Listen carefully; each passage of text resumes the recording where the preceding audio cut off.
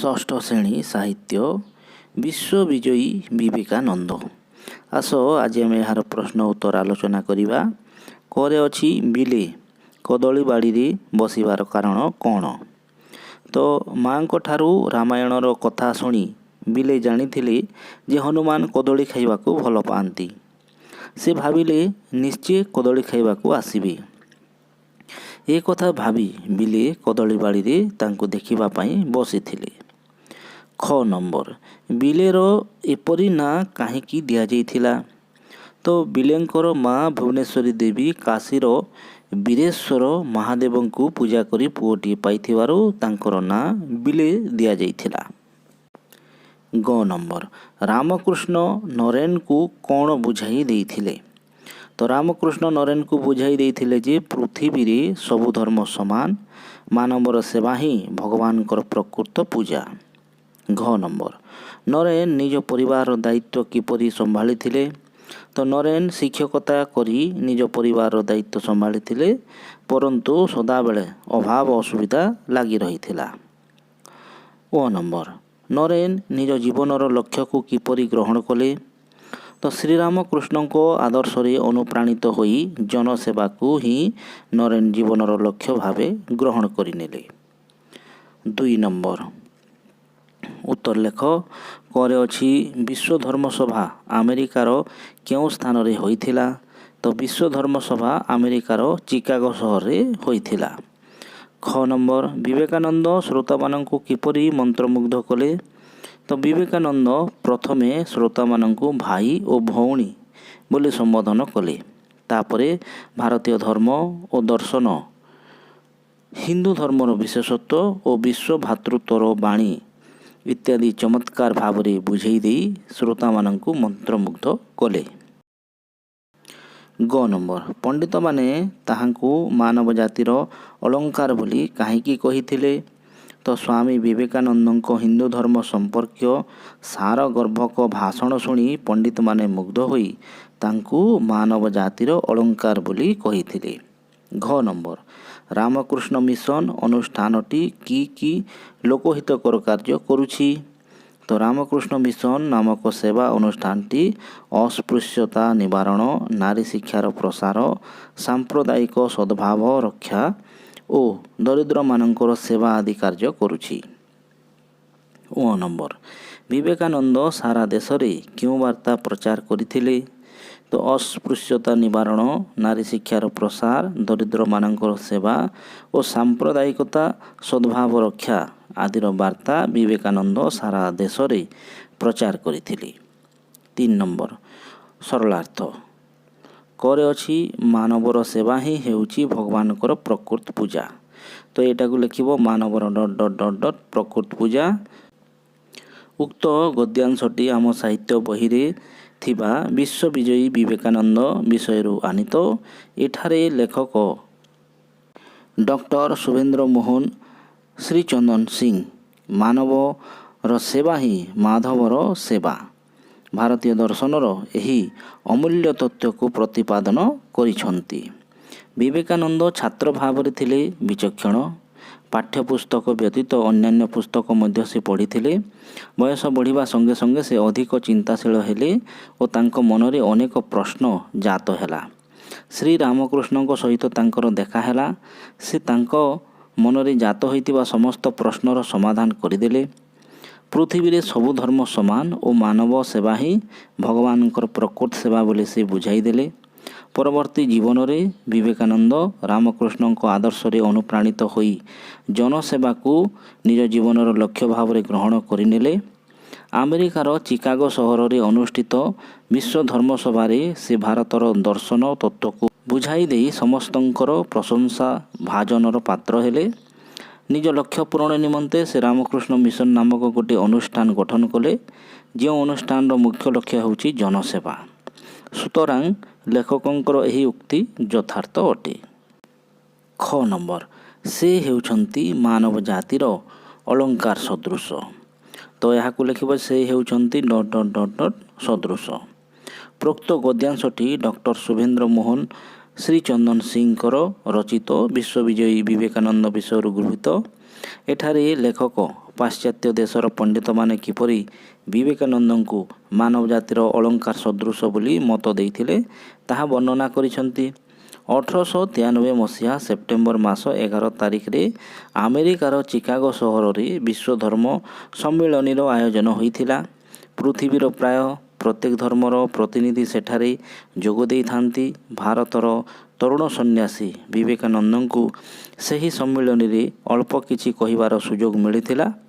ସର୍ବପ୍ରଥମେ ବିବେକାନନ୍ଦ ଭାଇ ଓ ଭଉଣୀ ବୋଲି କହି ଶ୍ରୋତାମାନଙ୍କୁ ସମ୍ବୋଧନ କଲେ। ଶ୍ରୋତାମାନେ ଆନନ୍ଦରେ ଉଚ୍ଛଳି ପଡ଼ିଲେ। କରତାଳିରେ ଗଗନ ପବନ ମୁଖରିତ ହେଲା। ବିବେକାନନ୍ଦ ପୁଣି ଆରମ୍ଭ କଲେ ନିଜର ଓଜସ୍ୱିନୀ ବାଣୀ। ଭାରତୀୟ ଧର୍ମ ଓ ଦର୍ଶନ, ହିନ୍ଦୁ ଧର୍ମର ବିଶେଷତ୍ୱ ଏବଂ ବିଶ୍ୱ ଭାତୃତ୍ୱର ବାଣୀ ସମ୍ପର୍କରେ ସେ ଏପରି ବୁଝାଇ ଦେଲେ ଯେ ଶ୍ରୋତାମାନେ ମନ୍ତ୍ରମୁଗ୍ଧ ହୋଇଗଲେ। ସେ ବୁଝାଇ ଦେଲେ ସବୁ ମଣିଷ ଈଶ୍ୱରଙ୍କ ସନ୍ତାନ। ଆମେ ସମସ୍ତେ ଭାଇ ଭାଇ। ମାନବର ସେବା ହିଁ ଈଶ୍ୱରଙ୍କ ସେବା। ତାଙ୍କର ଏହିପରି ବକ୍ତବ୍ୟ ଶୁଣି ସଭାସ୍ଥିତ ସଜ୍ଜନ ମଣ୍ଡଳୀ କହିଲେ ସେ ହେଉଛନ୍ତି ମାନବ ଜାତିର ଅଳଙ୍କାର ସଦୃଶ। ଏହା ପୂର୍ବରୁ ଅନ୍ୟ ଧର୍ମର ପ୍ରତିନିଧିମାନେ ଜଣ ଜଣ ହୋଇ ନିଜର ବକ୍ତବ୍ୟ ଦେଇସାରିଥିଲେ, ହେଲେ ବିବେକାନନ୍ଦଙ୍କ ପରି କାହାର ଭାଷଣ ଶ୍ରୋତାମାନଙ୍କ ଉପରେ ପ୍ରଭାବ ପକାଇ ନଥିଲା। ବାସ୍ତବରେ ଲେଖକଙ୍କର ଏହି ବକ୍ତବ୍ୟ ଯଥାର୍ଥ ଅଟେ। 4 ନମ୍ବର, ହନୁମାନ ଅମର, ହନୁମାନ କଦଳୀ ଖାଇବାକୁ ସୁଖ ପାଆନ୍ତି। ଏଥିରେ ଦ୍ୱିତୀୟ ବାକ୍ୟରେ ହନୁମାନ ବଦଳରେ ସେ ବସାଇଲେ ବାକ୍ୟଟି ଶୁଣିବାକୁ ଭଲ ଲାଗିବ।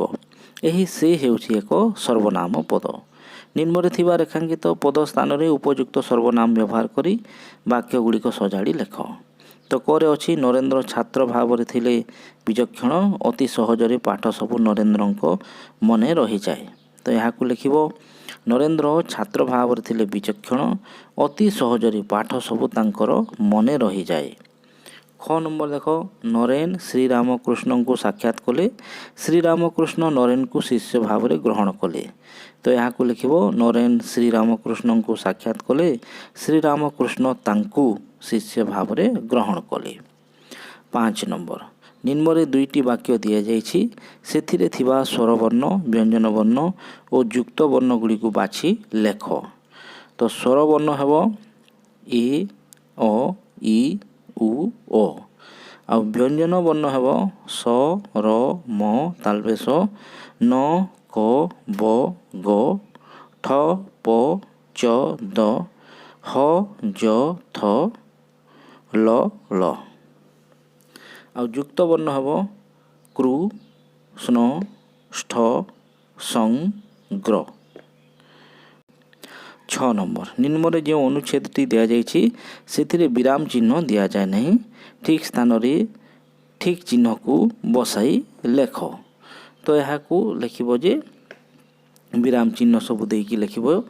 ତାହାରି ମଧ୍ୟରେ ସେ ଶୁଣିପାରିଲେ ସତେ ଯେପରି ତାଙ୍କ ଗୁରୁ କହୁଛନ୍ତି, ଯା ଲଙ୍ଘି ଯାଏ ସମୁଦ୍ର, ଦୂର ଦେଶରେ ଯାଇ ଭାରତର ପାଣି ପହଞ୍ଚାଇ ଦେ।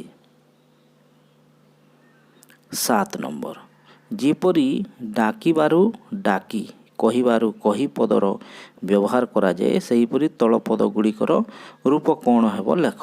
ତ ଶୁଣିବାର ହେବ ଶୁଣି, ଜାଣିବାର ହେବ ଜାଣି, ବସିବାର ବସି, ନେବାର ନେଇ, ସେହିପରି ଦେବାର ହେବ ଦେଇ, ଆଉ ଖାଇବାର ହେବ ଖାଇ, ଆଉ ଦେଖିବାର ଦେଖି, କରିବାର କରି, ଆଉ ପଢ଼ିବାର ହେବ ପଢ଼ି।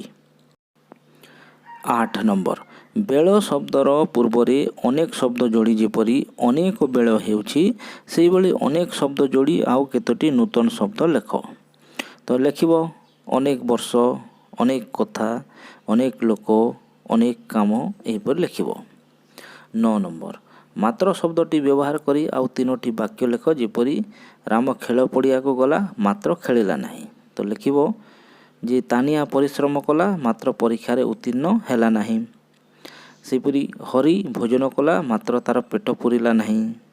ଆଉ ଗୋଟେ ଲେଖିବ ସଭାପତି ତାଙ୍କର ଅଭିଭାଷଣ ରଖିଲେ ମାତ୍ର ତାଙ୍କ କଥା କେହି ଶୁଣିଲେ ନାହିଁ। 10 ନମ୍ବର, ମୁଁ ଯାତ୍ରା ଦେଖିବାକୁ ଯାଇଥିଲି। ଫୁଲରୁ ଫଳ ଜାତ ହୁଏ। ବାକ୍ୟ 2ଟିରେ ରେଖାଙ୍କିତ ପଦ 2ଟି ଶୁଣିବାକୁ ପ୍ରାୟ ଏକାପରି କିନ୍ତୁ ଅର୍ଥ ଅଲଗା। ସେ ଦୁଇଟି ଶବ୍ଦର ଅର୍ଥ ଲେଖ। ସେହିପରି ଏକା ଭଳି ଶୁଣାଯାଉଥିବା ଅଥଚ ଭିନ୍ନ ଅର୍ଥ ବୁଝାଉଥିବା ଆଉ କେତୋଟି ଶବ୍ଦ ବାକ୍ୟରେ ବ୍ୟବହାର କର। ତ ଜାତ କହିଲେ ଯାତ୍ରା, ଆଉ ଗୋଟେ ଜାତ ହେଲା ଜନ୍ମ। ସେହିପରି ଲେଖିବ କୂଳ କହିଲେ ବଂଶ। ଶ୍ରୀରାମ ରଘୁକୂଳରେ ଜାତ ହୋଇଥିଲେ। ଆଉ କଦୀର୍ଘ କୂଳ କହିଲେ ହେବ ତଟ। ନଦୀ କୂଳରେ ଗୋଟିଏ ବଡ଼ ବରଗଛ ଅଛି। ଯବ, ଯବ କହିଲେ ଶସ୍ୟ। ତ ପୂଜା ପାଇଁ ଯବ ଧାନ ଦରକାର। ଆଉ ଗୋଟେ ଯବ ହେଲା ବେଗ, ଘୋଡ଼ାଟି ଖୁବ୍ ଯବରେ ଧାଇଁଛି। ତାଳି, ତାଳି କହିଲେ କରତାଳି। ବକ୍ତାଙ୍କ ଭାଷଣ ଶୁଣି ଶ୍ରୋତାମାନେ ତାଳି ମାଡ଼ କଲେ। ଆଉ ଗୋଟେ ତାଳି ବା ଲ ଦୀର୍ଘଇ ହେବ ଶିବ। ତ ମା ତାଳିଙ୍କୁ ପୂଜା କରୁଛନ୍ତି। ନିବାର, ନିବାର କହିଲେ ନିଷେଧ କର। ଯୁଦ୍ଧରୁ କର୍ଣ୍ଣଲକୁ ନିବାର, ନଚେତ୍ ଯୁଦ୍ଧ ଭୟାନକ ହେବ। ଆଉ ଗୋଟେ ନଦୀର୍ଘଇ ନିବାର ହେବ ବାଳୁଙ୍ଗା ଧାନ। ପକ୍ଷୀମାନେ ନିବାର ଖୁଣ୍ଟି ଖାଉଛନ୍ତି। ଅସୁର, ଅସୁର କହିଲେ ଦାନବ। ଅସୁର ପ୍ରକୃତିର ଲୋକ, ଅସୁର ପ୍ରକୃତିର ଲୋକେ ଦାନବ ଅଟନ୍ତି।